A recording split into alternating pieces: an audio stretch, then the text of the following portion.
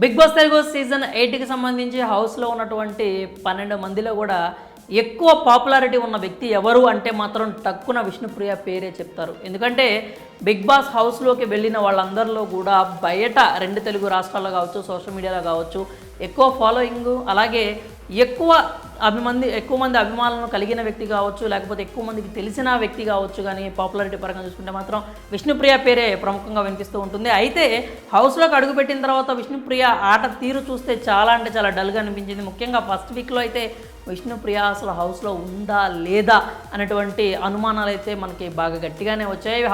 కాకపోతే హౌస్లో ఉన్న సెకండ్ వీక్లో మాత్రం విష్ణుప్రియ కాస్త కూస్తూ అంటే టాస్కుల్లో పాల్గొనడం కావచ్చు, లేకపోతే ఆర్గ్యుమెంట్లో కావచ్చు, లేకపోతే తను అనుకున్నది ఎక్స్ప్రెస్ చేయడంలో కావచ్చు విష్ణుప్రియ అయితే కొంతమేర సక్సెస్ అయిందనే చెప్పాలి. ఇంకా అంతేకాకుండా ఆ మాత్రం సక్సెస్ అవడానికి కారణం మాత్రం సోనియా అనే చెప్పాలి. ఎందుకంటే సోనియా ఎక్కువ శాతం విష్ణుని టార్గెట్ చేయడం వల్లే ఈవిడ కాస్త డల్గా ఉన్న ఆవిడ కూడా ఆర్గ్యుమెంట్లో ఎక్కువ అంటే పాల్గొనడం కావచ్చు, అంటే డిస్కషన్స్ పెట్టడం కావచ్చు, ఆర్గ్యూ చేయడం కావచ్చు.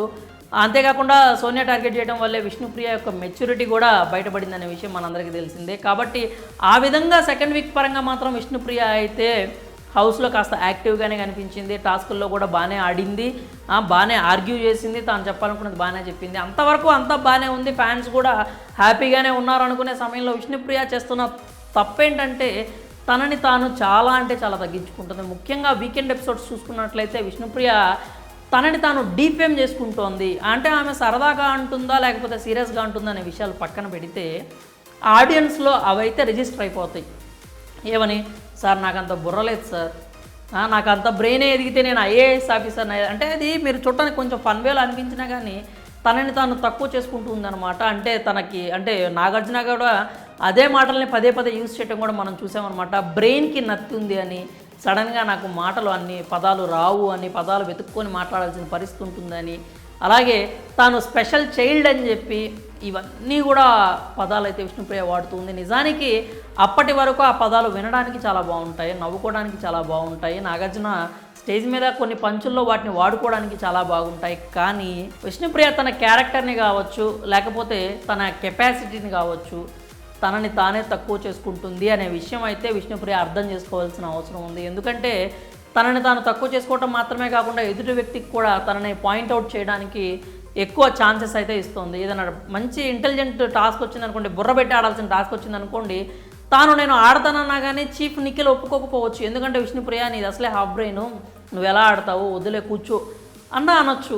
లేదంటే ఏదైనా ఒక మాట మాట్లాడాల్సి వచ్చినప్పుడు, లేదంటే ఆర్గ్యుమెంట్కి సంబంధించి ఏదైనా ఒక టాస్క్ ఉందనుకోండి, అప్పుడు కూడా నీకు అసలే బ్రెయిన్కి నత్తి కదా, నువ్వు వెళ్ళేం మాట్లాడతావు, వదిలే కూర్చో అనేటువంటి బ్యాక్ ఫైర్ అయ్యే సందర్భాలు కూడా ఎక్కువ ఉన్నాయన్నమాట. బిగ్ బాస్ హౌస్లో సాధ్యమైనంత వరకు మన లూప్ హోల్స్ కావచ్చు, మనలో ఉన్న మైనస్లు కావచ్చు, వాటిని ఎక్కువ వ్యక్తపరచకుండా ఉంటే మంచిది. విష్ణుప్రియ ఇక నుంచైనా కానీ సరదాగా మాట్లాడినా ఆ మాటలు మాట్లాడకుండా ఉంటే చాలా అంటే చాలా బాగుంటుంది. మాట్లాడే కొద్దీ ఈ మాటల మీద నామినేషన్స్ వరకు కూడా వెళ్ళే ప్రమాదం అయితే ఉంటుంది. ఎందుకంటే బిగ్ బాస్ హౌస్లో కారణాలు ఉంటేనే నామినేషన్ వేస్తారనుకోవడానికి లేదు. ఎటువంటి కారణం లేకపోయినా సిల్లీ రీజన్స్ చెప్పేసి నామినేట్ చేయొచ్చు. ఎందుకు ఇప్పుడు రేపు పృథ్వీ వచ్చి విష్ణుప్రియ నిన్ను నువ్వు తక్కువ చేసుకున్నావు, నాగార్జున సార్ ముందు నాకు హాఫ్ బ్రెయిన్ సార్ నాది అని చెప్పి నువ్వు చెప్పడం నాకు నచ్చలేదు, నిన్ను నువ్వు తక్కువ అంచనా వేసుకుంటే నువ్వు రేస్లో ఎలా నిలబడతావు, నువ్వు టైటిల్ ఎలా కొడతావు, నువ్వు విన్నర్ ఎలా అవుతావు అని చెప్పి నామినేషన్స్ చేసినా కానీ ఆశ్చర్యపోవాల్సిన అవసరం లేదు. కాబట్టి హౌస్లో ఉన్నన్ని రోజులు, ఈ మిగిలిన వారాలు ఎన్ని రోజులు ఉంటే అన్ని రోజులు విష్ణుప్రియ అద్భుతంగా ఆడుతుంది, అద్భుతంగా మాట్లాడుతుంది. కానీ తనని తాను తక్కువ చేసుకుంటూ అనవసరంగా ఎదుటి వాళ్ళకి పాయింట్స్ అయితే ఇస్తుంది. కాబట్టి విష్ణుప్రియ ఆ విషయంలో మాత్రం జాగ్రత్తగా ఉంటే ఎంతో బాగుంటుంది. ఇంకా ఓవరాల్గా చూసుకున్నట్లయితే విష్ణుప్రియ ఆటపరంగా చాలా అంటే చాలా బాగా ఆడుతోంది. ముఖ్యంగా ఆ సాక్సుల టాస్క్ గురించి అయితే ఎగ్జాంపుల్గా చెప్పుకుంటే అంతమంది అబ్బాయిలు ఉన్నా కానీ ఒక్కతే వెళ్ళి ఆడపులిలాగా బరిలో దిగి చాలా అంటే చాలా వరకు పోరాడింది. తనకు అంటే చిన్న మిస్అండర్స్టాండింగ్ వల్ల తనైతే ఎలిమినేట్ అయిపోయింది. లేదంటే ఆ టాస్క్లో విన్నర్గా నిలిచినా కానీ మనం ఆశ్చర్యపోవాల్సిన అవసరం లేదు. ఇంకా ఓవరాల్గా డాన్సుల పరంగా కావచ్చు, ఎంటర్టైన్మెంట్ పరంగా కావచ్చు, ఫన్నీ టాస్కుల పరంగా కావచ్చు విష్ణుప్రియ అయితే అద్భుతంగా ఆడుతోంది. ఇంకా తనను తను తక్కువ చేసుకోవడం మానేస్తే ఇంకా చాలా అంటే చాలా బాగుంటుంది. మరి బిగ్ బాస్ తెలుగు సీజన్ 8 హౌస్లో విష్ణుప్రియ ఆట మీకు ఎలా అనిపించిందో మీ అభిప్రాయాలను అయితే కామెంట్స్ రూపంలో తెలియజేయండి.